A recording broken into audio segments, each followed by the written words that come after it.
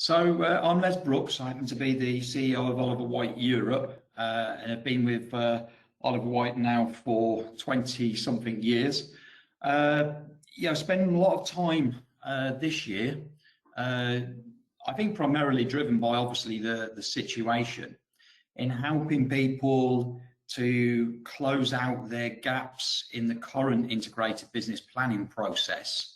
So working with the likes of 3M, Perigo, Adidas, various other companies to actually help them take the process to the next level. And really that's what we want to speak about today. I'll let Monte just quickly introduce himself.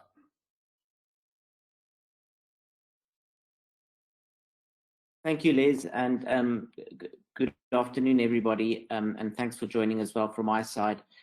And great to be with you. I'm a partner at Oliver Wight with Les, and just to support what Les has just said, we really see more and more companies asking some questions about their process in a way that says, what's the next step? What's the next thing that I can do? And obviously in the current world today, there's lots of challenges to the business environment, not necessarily the process environment, but the business environment.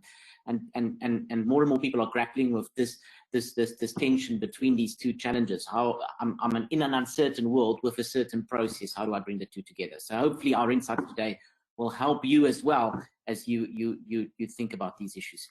Thanks, Les. Yeah, okay, Zoe, next slide, thanks. So in Oliver Wight, for those people that don't know Oliver Wight, the picture that's being drawn there was actually Oliver Wight, who in his day was a guru in the areas of planning. Oliver Wight has spent a number of years educating organisations in the latest thought leadership, and we originated S&OP back in the 80s and 90s.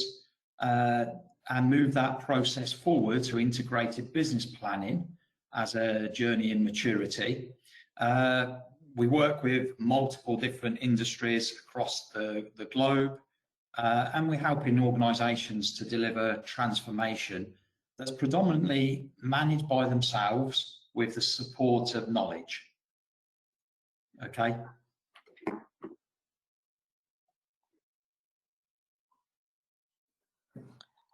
So, sorry, so you can just go back to the previous slide. We just want to quickly talk through one or two of the logistics. So this is a webinar. We'll be talking through the topics with you today, but maybe just some specific points to pick up on. We are going to take questions if there is pertinent questions through the webinar, and certainly we are going to try and finish within 40 minutes or so that there's some time after the webinar for questions. As you know, you just type the question into the box in the webinar app on your screen, and we will pick it up there. Because you're typing it into that box, obviously that means that if there's more questions than we have time to answer today, that gives us the opportunity to do that with you one-on-one or in a circulation afterwards as well. So please don't feel that you shouldn't ask your questions. Let's capture them and go through them. We're also going to do some polling. So twice during the session today, we're going to stop and we're going to ask you just to pick an option out of a range of options. It's just adds a little bit of interactivity to the day and gives us a little bit of guidance around what the key themes are that's important for all of you. And when the time comes, we'll put the poll on the screen and you'll just select it once again through the application that you're doing. Les has already said that Zoe Stevens is our background person. She'll be running the show for us. So if we hear us talk, ask her to do something, that's why. And then finally, as you all know, we are in a virtual world, so we're all hoping that the technology holds, but we're all dialing in from different locations. So if one of us starts breaking up or there's a dropped line, the other one will take over. Hopefully that won't happen, but if that happens in advance, we just want to say we're ready for that and apologize if there's a bit disruptive. Doesn't mean the webinar will end. We'll just pick up from each other. Thanks, Zoe. So, I mean, what will we cover today is, as Les has mentioned, we want to talk about the IBP journey that you're all on, or many of you are on, and the need to potentially make a step change, to look for something new or different, a supercharge, as we would say. So your car is working, it's running, it's doing the right thing, but now you want to add that extra bit of gas, you want to do that extra bit of acceleration. Then we want to just pick up on some themes that we think and we've seen with some of the businesses we've worked with are important. We want to talk about using opportunities and vulnerabilities, not just to manage risk or issues, but actually to drive business growth, and how do I manage that gap between my ambition and my growth.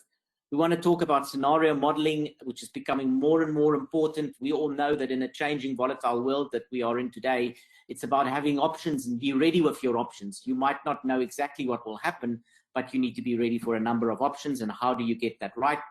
We want to touch a little bit on matrix design. More and more organizations are implementing complex matrix designs, and while the IBP process as we know it today is quite functional in its design, the marriage between matrix and function is critical to its success. We want to talk a little bit about the process being more top-down than bottom-up. A lot of organizations use IBP to raise issues up to leadership, and we want to talk a little bit about using IBP to deploy the leadership agenda back down into the business, because we feel that adds an important lens to the process as well. And then finally, we just want to talk a little bit about how this supercharge happens through thought leadership and knowledge about how the process can be designed for your business and its readiness. So that's the topics we'll cover. And without further ado, I'll hand over to Les to start talking a little bit about the need to supercharge your process.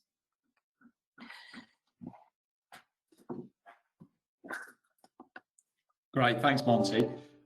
So in terms of quickly, just to make sure that everybody's on a similar page in terms of definition of integrated business planning, it's important that, especially with today's world where technology partners also call things IBP, that when we actually open the box, we find out that it isn't, a real IBP. So I guess really we've moved the process on over a number of years from being what people would have described as S&OP, sales and operations planning, which is exactly what it says on the box, to this integrated business planning process. So think about this as a process to manage the business versus a process that people use to balance supply and demand. That's not to say that balancing supply and demand in today's world is not important, but that piece really fits into the executional window inside whatever your lead time or your cumulative lead time is. Then obviously, absolutely, we have a weekly process that looks at alignment between supply and demand, understands the issues and challenges, realigns to end up with smooth execution. So it is a formal process. So by formal, it means that this happens and this is the way that we run the business. It is led by the executive management. So on a monthly basis, that team is presented with evaluations, decisions to be made by them against a time phase plan for the entire business. So when we say the entire business, that includes product management, so portfolio management, new launches, growth strategies within the portfolio. It includes the latest commercial view out to whatever horizon you've chosen, so typically 24 or 36 months. Includes the integration of strategic projects so that we're able to look at what life will look like over that future horizon and ask the key question, will we hit the plan, both business plan and strategy? It's integrated and it's a rolling plan. So that means that we are picking up on major changes and key gaps since the last review. It is a snapshot in time. So I like to think about this as being, the captains that are looking at the radar of the ship. They pulse that radar once a month. It sends out the signal across the business, and people pulse back to say if anything has changed in their particular radar since the last month. Now that change may have been driven by a change in MPI launch, a change in other key assumptions, but the repeat back to the radar, back to that pulse, is by exception what has moved.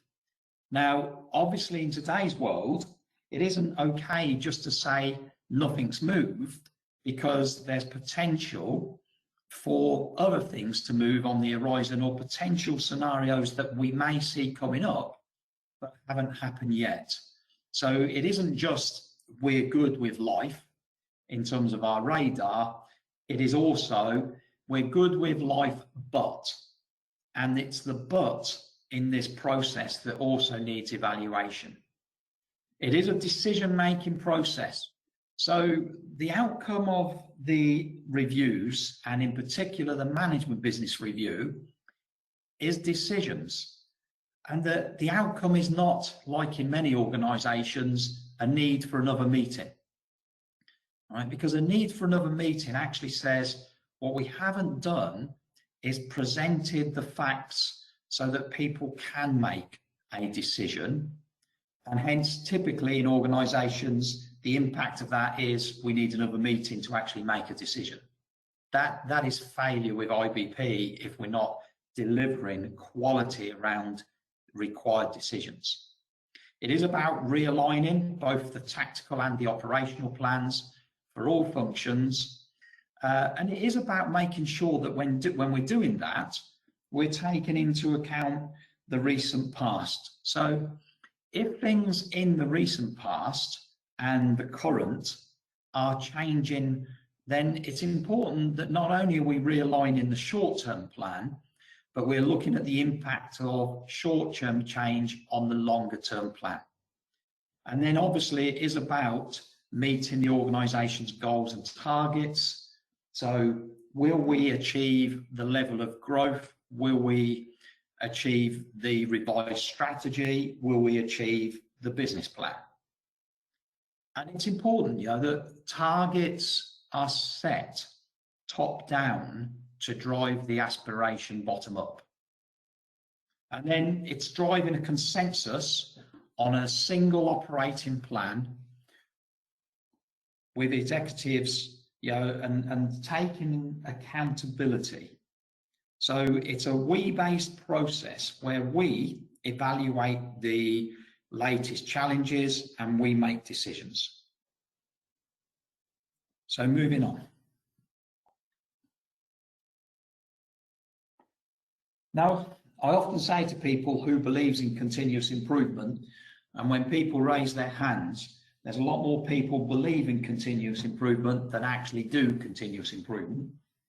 And so if you think about continuous improvement, this process running monthly says that at the end of every monthly cycle, we have the opportunity to drive improvement to the next level. However, the danger in today's world is if we approach life as driving continuous improvement, then actually that says that's likely to take a long time. So there's a need to actually drive step change. And to drive step change, we need to actually revisit what we're doing and actually take on board the critical gaps. And actually, instead of just driving small incremental improvement using continuous improvement, actually redesign the process to deliver a step change that will move us into a new position. So the key message for us today is really we've seen a few areas where people need to drive that step change.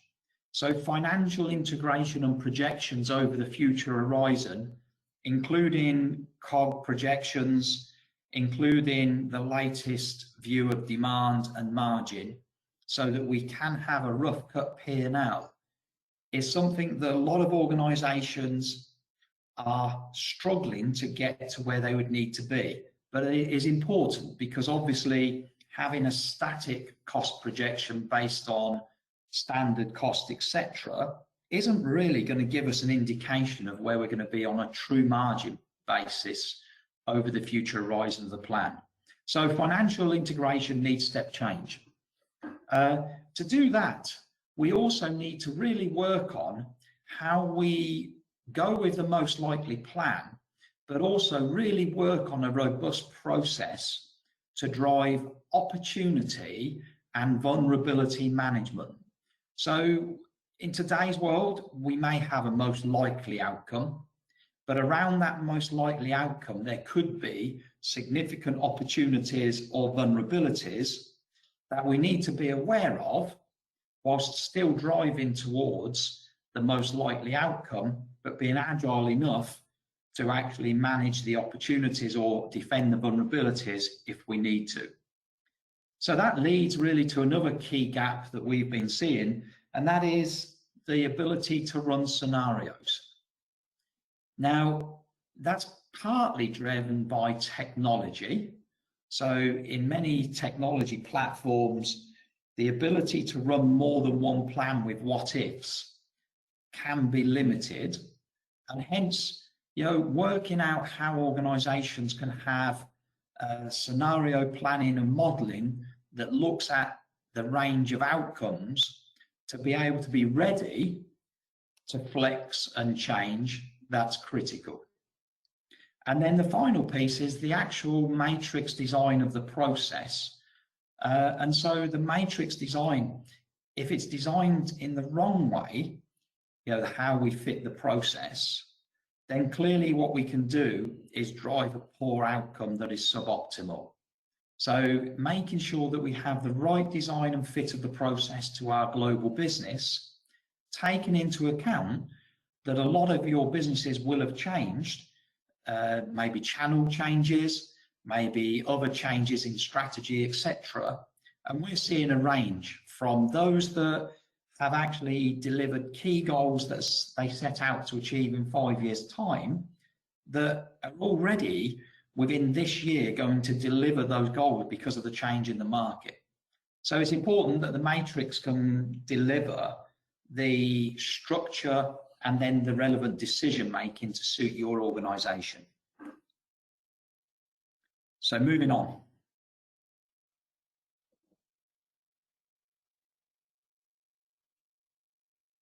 Les, thanks. And just to pick up on the topic that Les raised, what we'll do now is we'll just talk a little bit about each of those areas, but not just from it's important that you make this change, but maybe just some guidance on how you can think differently about that in your business as you're looking to supercharge your process, with some practical tips from our side that we've seen with some of the organizations we've worked with.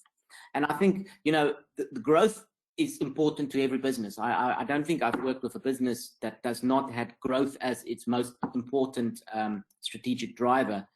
And one of the challenges, I think, mentally that a lot of people have with integrated business planning when they think about the process as a business balancing or a consensus process is they say, well, our growth is defined by our ambition or our goal, but the process is designed to show the reality of where we are.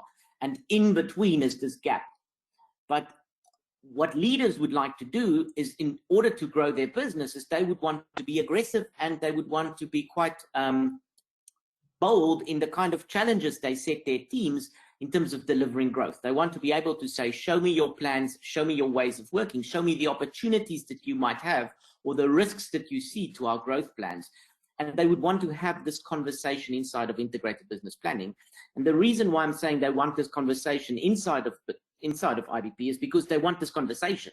And if they don't find it inside of the integrated business planning process, they will go look for it somewhere else.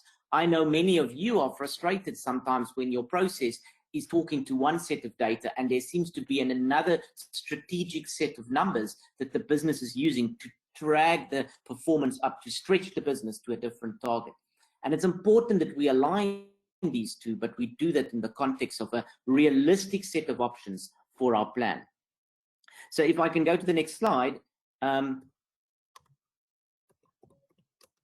key here is to remember that we've got this tension in our integrated business plan about planning and aligning the organization to respond to its current environment, while at the same time getting us future ready.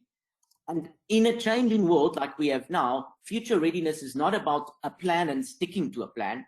It's about having the right amount of options. You want to be able to say, we've planned for scenario 1, but there is also an option to do X or an option to do Y, and we know what it would mean to be ready for that so that we can get ourselves prepared and to advance. So as we look to the future and as we look to an uncertain future, the question is not which future is the one we plan for. The question is, what is our response to the multiple futures that we see, that is, and how can we be ready to respond as that future changes in front of our eyes?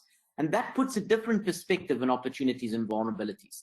So if you think about the traditional Oliver Wight definition of an opportunity is something that is in our radar as such, but we're not necessarily formally planning for it. It's still something that needs to be enabled. We're talking about it, we're looking at it, we're ready for it, or we know what will be required to be ready for it, but we are not planning for it. Typically, if you could think of it from a practical perspective, we might be getting we might be asking the right questions of our suppliers in terms of their capacity, but we will not yet place the order on them because we are considering the opportunity, we are not actioning it. A vulnerability or a risk is the opposite. A vulnerability is in our plan. We might be planning for a number. Right now, many of you are looking at different COVID scenarios or different scenarios into 2021, and you're saying, we are going to plan for this scenario, but we recognize that if the economy doesn't recover at the speed we want, or if there is another wave or whatever the case may be, then there is a risk to our plan, and we have this risk visible in front of us. So in that context, the language we want to use here is that the opportunity represents that we have not actioned, but that we are aware of and that we're working on, and the vulnerability is something that's in our plan, but it's visible as a risk. It's visible as something we are challenging. Now, how do I use this language to drive stretch or to drive growth? Well, if you look at the next slide, and I apologize if it comes across a bit complex, but I just want to make the point about this.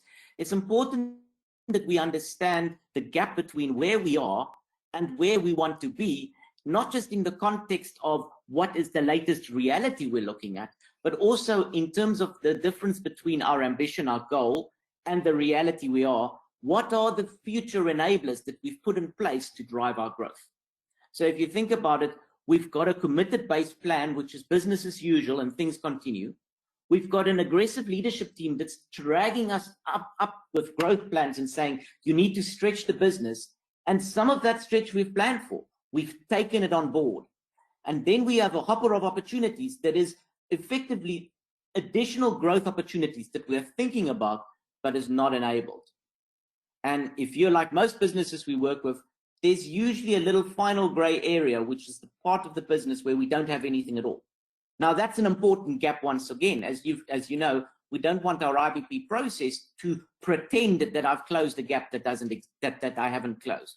So in talking about the gap between our base plan and our ambition, we need to understand that our opportunities and our risks represent the risk that we've taken on as a business to stretch our plan. And if I can talk you up through the arrow on the right-hand side, it means that if we've taken on a growth plan that's aggressive or that's dependent on the market behaving in a certain way, then managing that as a vulnerability or a risk is important, because we want it to remain visible. We cannot pretend that now that we've put it in the plan, the risk has disappeared. It's magically gone away. Just because we've put it in the spreadsheet doesn't make it a fact.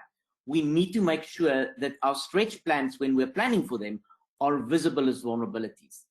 At the same time, we need to make sure that our reviews aren't just confirming our plan, but is aggressively looking for opportunities to grow.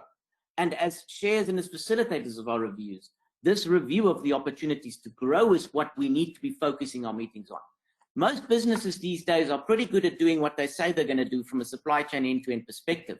Where we need the focus in the process from a supercharged perspective is where's the new opportunities that we need to think about. What are we going to manage to exploit as opposed to simply manage to deliver?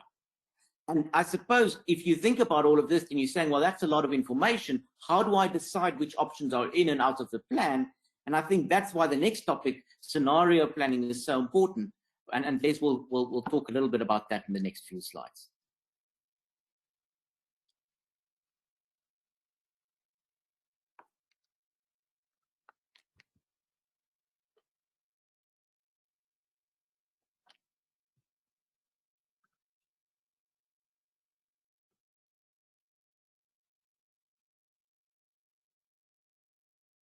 Hi there, So, I think you might can. Yeah.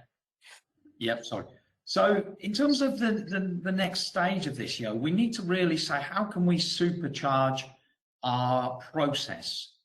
Now, if you think about what Monte's just described, if we have this most likely outcome, but then there are significant opportunities on our radar that we don't want to include in the most likely outcome, but we do want to work through the business. And likewise, there are significant vulnerabilities that we want to defend, but we also want to make sure that in defending the vulnerabilities, we have a scenario that says, what if we can't defend? That says, okay, let's look at scenarios as a way of managing that additional piece in terms of the most likely outcome plus various opportunities and vulnerabilities. So we need to remember that this process is dynamic. Many organizations, strangely, have always said, oh, well, actually, look, we do planning quarterly. And so they will run a quarterly process. And we will say to people, you need to run a monthly process. More than ever, there is a need to run a monthly process, because it would be crazy to wait for 3 months to find out something that we could have found out today, and providing ourselves more time to recorrect the course of the ship based on what scenarios are likely to happen based on what we've now found out. So in terms of scenarios, it's important that leadership set out the scenarios that they would like to see, because there are likely to be multiple with multiple options, but what we don't want to do is have so many that it becomes confusing. We do need to make sure that we can develop these scenarios and then we can agree an action. And then obviously, we need to make sure that there's trust in what we're actually providing to leadership. But bear in mind, that this is not paralysis of options to the luxury of choice. So in other words, make sure that we are focused on the key ones that we need, and then develop those scenarios as a way to respond back to leadership and provide those options. So if we move on to. So in terms of scenario management, of course, we need data. Now, obviously in recent years, data has become a significant focus, but there is volumes of data, both historic, parameters, plans, etc. And we work with organizations now that are pulling in using AI to pull in additional data and look at the impact of that in terms of additional to forecast, etc. These assumptions need to be dynamic, embedded and changeable. So what that actually means is that we will need to make sure that month in, month out, we are monitoring assumptions. When change happens, that the change of that assumption drives a change to our scenario or modeling outcome. There is a need to have a level of modeling capability so that as we progress, we move away from clunky Excel models to more dynamic that we can continue to develop. So for instance, we've done some work alongside a company called AIMS, and AIMS actually provide for a very low cost a great way of modeling data that is repeatable, that allows people to do optimization. So we're not looking for people necessarily to have a right tool that is a big system. Sometimes just a small tool that can help you to pull in the data, run a model, is invaluable in being able to look at the future outcome. And then people across the business, transparent with the right skills. So you know, gone are the days where we can have people that don't have a level of understanding, maybe statistical or analytical, to help support some of this process, you know. So it's important that when we're recruiting to the right skill set to give ourselves that additional capability for people with the right skills to help those people with other skills. So there will be people that have skills that are business related skills coupled with the other people to give us the best scenarios and the best decision-making process. And then decision enabled, so trusted and articulated, responsive process. So we need a process that can be run frequently. It's a repeatable process that we can check the outcome of that repeatable process in history. We can refine that process. But leadership, when they request for an updated scenario, can expect that fairly dynamically to enable the latest decision making in the business. So, you know, it's important that we build scenarios that are repeatable, we model, and we then review the outcomes so that we can refine and improve. So moving on, Zoe. So I just want to do a poll. And so the poll is based on what you've just heard. You know, there are some bullet points there that we'll ask you to poll on. So better source information. We need to ensure we have trusted underlying data to use in building scenarios. Clarity of assumptions. So we have clear assumptions. We need to define, improve our reference set of business and market assumptions that we can use to drive the scenario modeling. Modeling with ease. We need to improve our capability to build and use models. It's taking too long. It's difficult, which means we're not responsive. Skills and knowledge. We need to improve our ability to build scenarios across the business and not rely on one or two critical experts. And then decision articulation and decision making. We need to improve the way we present options to leadership and make decisions in our monthly reviews.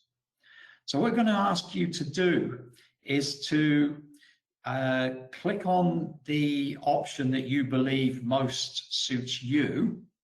So if you can do that polling now, and then we'll look at the feedback.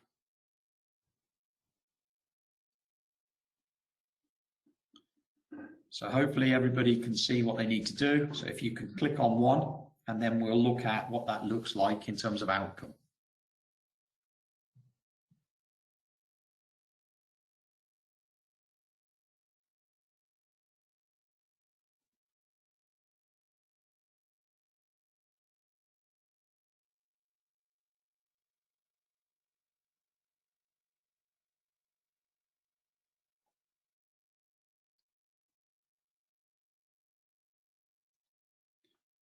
So the wonders of technology say that we get a quicker response than certain parts of the world do on elections and other things. So in terms of, it looks like pretty even really around decision articulation and better source information and clarity of assumptions. The good news is there that it says that we're obviously seeing a trend where people do move to the right skills, and people have already recognized that they can do a lot more with data around process. So that's good. And I guess really the other three are closely linked, you know, better sources of information. So where can we improve? Clarity of the assumptions. So that, you know, with assumptions, we'd always say to people, you can only really make an assumption if you can measure it. If you can't measure it, then actually it's gut feel. And the modeling with ease piece, we understand, you know, because often people have bigger legacy systems that don't lend themselves as easy to that modeling. So that's good, thank you. So moving on. So the next piece is the design of the process. Integrated business planning is a fairly straightforward process, really, that talks to the bottom right-hand side in terms of product review, demand review, supply chain review, reconciliation, followed by the management business review. It is critical, though, that you configure that fairly straightforward process to the design of your matrix stroke organization. So if you follow in this model, this business is set up as a global business that wants a global view of the future to include latest performance to strategy and plans. It has a business unit structure that means that the business units own the product and its portfolio, whilst in countries, they have the capability to make some change due to country-based legislation, etc. They can also provide an input to the business unit on the required direction for their country stroke market. Demand reviews happen in countries in this particular business, whilst actually the profit and loss is owned at the business unit level. So in the demand review, they will be looking at revenue and margin, but not a P&L projection. Supply chain in this business unit is owned by the business unit. Quite often now, we're finding that supply chain is owned globally with some local capability, if you like, to drive the plan over the next year, all about performance. In this particular model, supply chain is a business unit-led activity with plants and other capable partners, i.e. critical suppliers, etc., having a plan, but really being tasked with saying, are we performing to the plan? Are we driving improvement over the horizon of the plan? Are we going to be a capable partner over that horizon? And then business unit supply chain groups setting out the global plan, including the latest projected inventory, the latest projected COGS, and the latest projected service. And then moving into integrated reconciliation at the business unit level with a management business review at the business unit level because they own the profit and loss. Now, it's really important that that structure is thought through and that what we're not seeing is every step of that process in every part of the business, because there needs to be clear ownership of delivery to plan, delivery to strategy. There needs to be accountability for demand by the sales and marketing units in the markets, in the countries. And hence, this is why it's critical that there is a step change. If you aren't set up for the shape of the business, then you should review how the process is organized to deliver the right accountability at the right level. So moving on.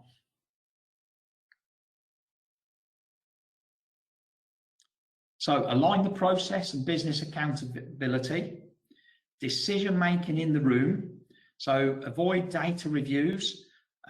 This is not a data dump. If you put significant data in front of executives, undoubtedly they will spot the decimal place that is out of order. However, in the grand scheme of life, they may well miss the critical decision. Follow the money. So the process must align with the accountability, the P&L, etc., to ensure it drives the right agenda with the right ownership, and keep it simple. So move it on.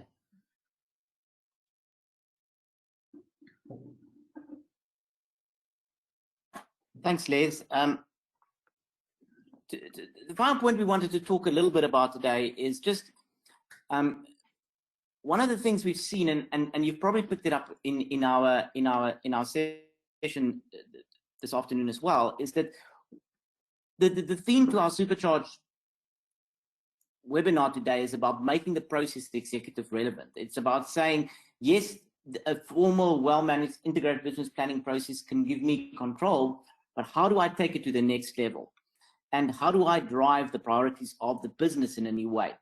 Now, it's very important that if we are going to ask the leadership to engage with a process such as integrated business planning, that it listens to the issues and the concerns that they have.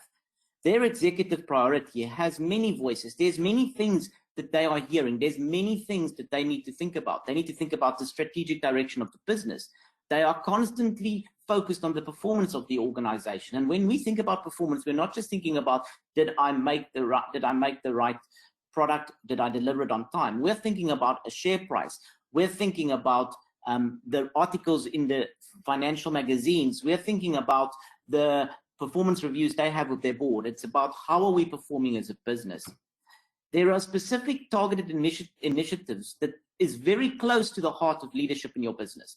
Things that they are probably a little bit more invested in than others, and that they are very eager to see. And if they are going to go into a process and they don't see that, then they're going to feel that the process is not empowering them to make the right decisions. There's external pressure. If we open the newspaper and see that a competitor has launched a new product, and then we get to our own portfolio review a few weeks later, and there is nothing in that review about this new launch. If we see that the markets or the consumer behavior has been changed because of circumstances beyond our control, and our process still pretends that everything is normal, then the leadership will start going, but this is not visible. And finally, it's about the gap closing. If my process is showing me that I'm currently not performing at the level that I should from a business perspective, then I would want to close that gap. I have a natural desire to find a solution. Leaders are in their positions because of their ability to find solutions. So once again, if we're coming to the process with we have a gap, but we don't have a solution, then the natural tendency to want to close the gap will manifest itself in behavior that is maybe not supportive of our process. So it's very important from a process perspective that if you want to make a step change, that you almost start listening from the top down. You start putting yourself in the shoes of the leadership. Or if you are a leader, you start asking some questions about how do I make sure that the process is listening to what is working for me. And I often say to the businesses I work with that there should not be an expectation in a modern integrated business planning process that the process will magically discover everything that is relevant or important. What we need up front is clear communication that guides the process and its focus. Yes, we want to do everything right, but if we could do one thing right, what is the one thing that will be important to us as a business? And closing that loop will give you that step change, because it will give that process just that extra relevance, that extra focus that will get it the resources and the time that it needs to drive the right results. If we can go to the next slide. Once again, we just want to, so based on what I've just said, we just thought it might be a good idea to just give you a little bit of a checklist of what are the kind of things that if you were a leader, if you wanted to supercharge the leadership engagement of your process, that you could do. And I mean, it's about regular check-ins with key leaders. I must admit, this is something I don't often understand, but I work with many businesses that are struggling to get traction for their IBP process. And then they go, and then I ask them, so how often do you speak to the chair of a review to find out what they want to see in the review? And they usually say to me at the end of the meeting. Pre-alignment is critical, and it's very important that we have the ability and the openness to regularly have these conversations. We need empowered process facilitators who can drive the business agenda. Gone are the days when a facilitator is a process expert. We need people who can see the business picture and make sure that the reviews are business aligned. We need to get rid of this fixation with detail. An IBP review is talking about what's important to the business. And once again, if our process is over-focused on detail, because that's the way our data has always been designed, then we might need to take a step back and say, IBP, especially as Les mentioned earlier, is not an operational process. It is a business management and planning process. And at that level, often the detail is not the most important thing. It's to focus on the right issues. We need to be honest about our performance. Just to pick up on another example, I've seen recently where businesses say, well, we can't really talk about that in the IBP review because we can't really show that we're not performing. Where actually what you want to be doing is raising the performance gaps into the reviews. And if you can't be honest about your performance, then you maybe need to think a little bit about who's the audience in the review and what's the level of design that you've done. Obviously, high quality information is important. And I cannot reiterate this enough. And it's a good point to close our discussion, coming straight back to where Les was at the beginning of the day. Continuous improvement is often about saying, stop, wait, change. It's not about, let's just do a little bit better each month and hope that finally the process will catch up with what we want. You need to have the courage to stop and refresh as much as you have the courage to just, is to stay true to the process and be open when that's required. Thanks. If we then go, I'm just going to, so to just go on to the next slide then, what we'd like to do is just at the end of this discussion, and this is not a test to see if you've been listening, it's more just to help us understand where you're sitting, is if you listen to the things we discussed today, we've just tried to give you a flavor of some of the critical things that we think businesses need to focus on to take that step up. Which one resonated the most with you? Was it about getting the basics right? So when Les took us through the basic process, did you go, oh, we still need to get the basics right? Is it that your process needs to be a lot more growth focused versus simply balancing the plan? Is it that your step change or your supercharge will come from better scenario planning? Do you think that there's some real concerns of your matrix that's holding you back? Or do you think we need to just be a little more focused on the executive agenda and make sure that what we're doing in the process also talks to our leaders and what keeps them awake at night? Which one of these do you think is the one thing you're going to be focusing on coming out of today going forward?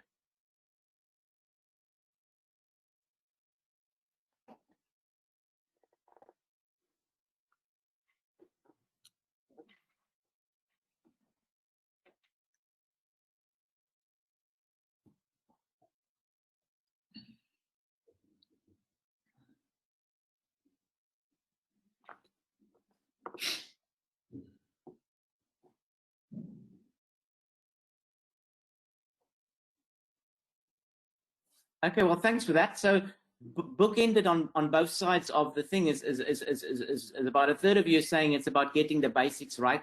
Well, all I can say to that is hopefully today's given you a new impetus to get the basics right, because what you could see is how an enabled process can actually then give you that step up change as well. So it's not just about doing what we've always done, it's also about creating the opportunities for the next step. Quite a lot of you spoke about the executive agenda, and I think that's an easy fix. I think from many businesses, it's not that difficult to just make sure we're going out there and we're listening to our leadership and we're making sure the process is aligned. So once again, quite encouraged, because I think for many of you, that's something that you can take out of today and go focus on. Obviously, we spoke quite a lot on modeling the scenarios and focusing on growth and matrix as well. So for each of you, hopefully there's something out of what we talked about and something to take forward. I'm just going to hand over back to Les, and we just want to spend a bit of time talking about thought leadership and its role in all of this before we hand over to questions.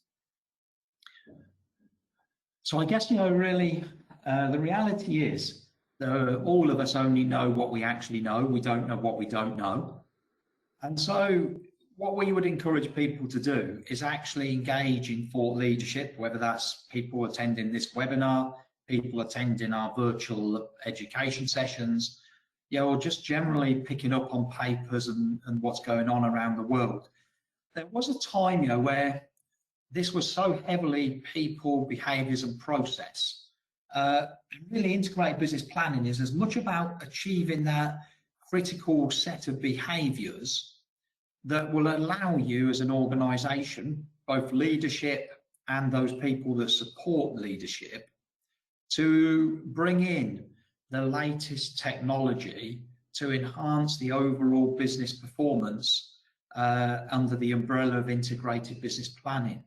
So as things move forward, it's important that we all take on and embrace the latest thought leadership. And in Oliver Wight, we're already moving that process on, in some ways driven by the latest opportunity that technology can provide us to move more to an enterprise model, where we are so much more dynamic in scenarios, etc., that we can respond quicker. So it's important, you know, that we only know what we know, we don't know what we don't know. So I'd encourage everybody to engage in understanding more thought leadership and how that can enable driving the process. If we move on, Zoe, I'm just going to tackle the last couple of slides and then we'll move over to questions because I think it'll be quicker. So, you know, the other focus is if you need to transform the current process or improve the process, it's important that the first step is redefine the future. You know, what do you want that new future to look like? And what would you buy into it looking like as a leadership team? So redefine the future, then redesign the future based on the improvements that leadership would like to drive in terms of step change, and then drive and focus on realizing the benefits. Now that's a fairly proven model that if we take in additional thought leadership, understand what that future looks like when we redefine it, and then set about redesigning against those parameters, you will be successful because that will blend in the need for change management, the need for aligned leadership vision, and alignment in the organization because you're doing it for yourselves versus having it done to you. So we'd encourage you to follow that type of approach. So moving on, Zoe. So, yeah, I know that that's fairly quick, and it's a lot to take in. But at this point, if anybody has got any questions, if you can type them into the question box, any that we can't answer now, we'll answer afterwards. And if you do have any after, then please email Zoe and one of us will get back to you. So any questions?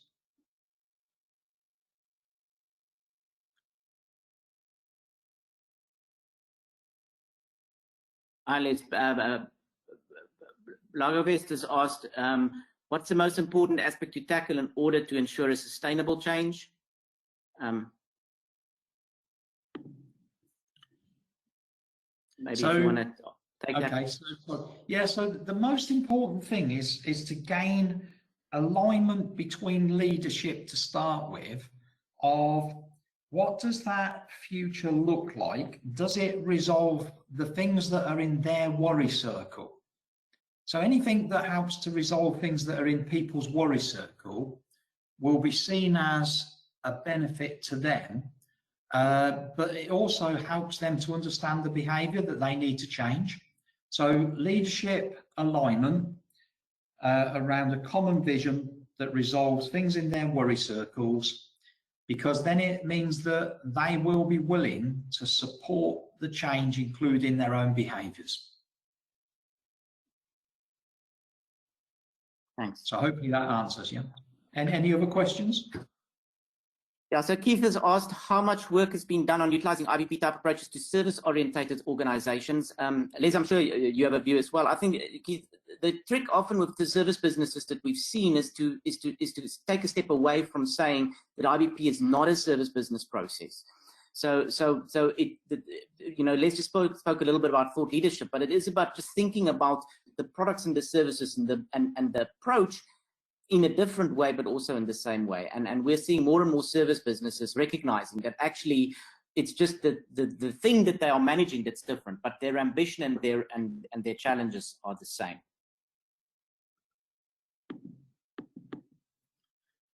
So can you read the next one, Monty, because my screen's playing up. Okay. So Ross asked, as you look across multiple organizations demonstrating good practice, do you find their approaches and processes are common or very different? Well, yeah, those that are achieving best practice, we typically see that they have a fairly common process and the rigor of application.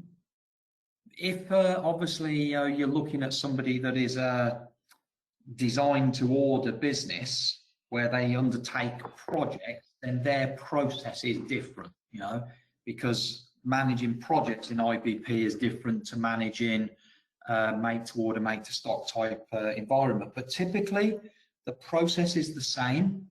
The critical factors are leadership engagement, common process that people follow, and the right behaviours around truth as we know it and one set of numbers.